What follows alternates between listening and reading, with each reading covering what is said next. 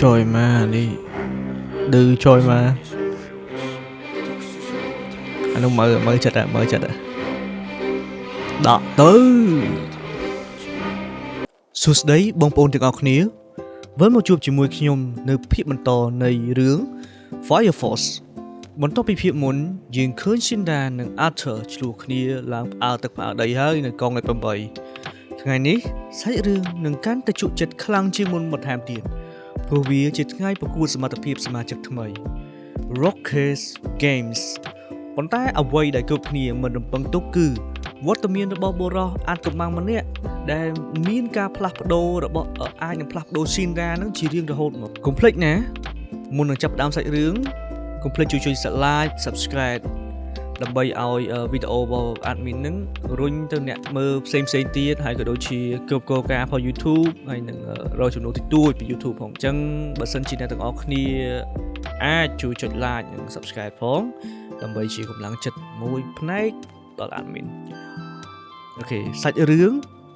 ការប្រកួតប្រជែងបានចាប់ផ្ដើមនៅអគារវឹកហាត់ដ៏ធំមួយសមាជិកថ្មីមកពីកងលេខ1ដល់កងលេខ8បានមកជួបជុំគ្នាយើងមើលតួអង្គឯករបស់យើងខូចមកខូចអើយដឹងខូចតាមណាគេខ្លះនេះខូចដល់ដាក់មើលចឹងអត់មានក៏ខូចដែរ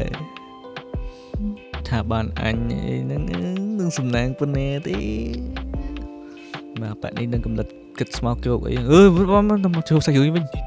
2000 years later Shinra បានជួបតួអង្គសំខាន់ជាច្រើនទៀតជាពិសេសគឺក្មេងស្រីម្នាក់ឈ្មោះ Tamaki Kotatsu មកពីកងលេខ1ដែលមានសមត្ថភាពប្រឹង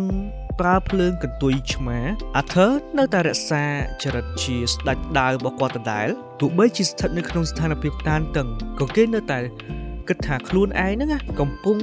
ស្ថិតនៅក្នុងយុគសម័យបុរាណភាពកំ pl របស់ Arthur ជួយឲ្យសាច់រឿងមិនសូវមានភាពទម្ងន់ខ្លាំងនោះទេរបៀបថាมันមានសម្ពាធខ្លាំងអីចឹងប៉ុន្តែសមត្ថភាពប្រើដាវ plasma របស់គេហ្នឹងគឺពិតជាមិនធម្មតាពិតមែនខណៈពេលដែល Shinra កំពុងតែប្រកួតប្រជែងនៅក្នុងអគារស្រាប់តែមានការផ្ទុះមួយយ៉ាងខ្លាំងខុសប្រក្រតីមួយកើតឡើងបរិសម្នាក់ពាក់មួកខ្ពស់មានស្នាមនៅភ្នែកម្ខាងបានបង្ហាញខ្លួនឡើងគាត់មានឈ្មោះថា Joker បានប្រើសន្លឹកបៀដែលធ្វើអំពីម្សៅរំសាវបាញ់ប្រហារមកលើ Shinra ការប្រយុទ្ធនេះមិនមែនត្រឹមតែប្រើកម្លាំងបាយទេតែ Joker ហាក់ដូចជាកំពុងលេងសើចជាមួយនឹង Shinra អញ្ចឹងគេមានល្បឿនលឿននិងបច្ចេកទេសខ្ពស់ដែលធ្វើឲ្យ Shinra ពិបាកនឹងទប់ទល់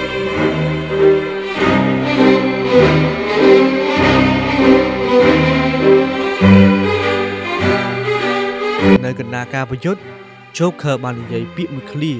ដែលធ្វើឲ្យ Shinra កាំងស្មារតីគេបានប្រាប់ថាអូនប្រុសរបស់ឯងដែលស្លាប់នៅក្នុងភ្លើងកាលពី12ឆ្នាំមុនហ្នឹងតាមពិត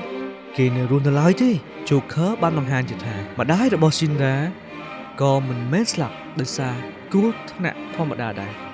គឺជាតម្រុយដំបូងបង្អស់ដែលបង្ហាញថាមានអង្គការងឹតមួយនៅពីក្រោយក្នុងការឆេះខ្លួនរបស់មនុស្សលោកត្រង់ចំណុចនេះគឺមានរបៀបថាមានអង្គការផ្សេងមួយដែលបានបង្កើតឡើងដើម្បីបង្កើតពួកដែលមានភ្លើងអីចឹងដែលពពួកបិសាចអីផ្សេងអញ្ចឹងគឺមនុស្សគឺជាអ្នកបង្កើតភាគទី3បានបញ្ចប់ដោយ Joker រត់គេចខ្លួនបន្សល់ទុកនៅចម្ងល់យ៉ាងធំសម្រាប់ Shinra ការប្រកួតទៅអាខានប៉ុន្តែភ្លើងនៅក្នុងចិត្តរបស់ Shinra ឥឡូវនេះកាន់តែឆេះសន្ធោសន្ធៅជាងមុនដើម្បីតាមរកប្អូនប្រុសរបស់គេឲ្យឃើញតើប្អូនប្រុសរបស់ Shinra នៅឯណាហើយតើ Joker ជានរណាឲ្យប្រកាសចាំជួបគ្នានៅភាគទី4បងប្អូនដែលមិនទាន់បានចុច like និង subscribe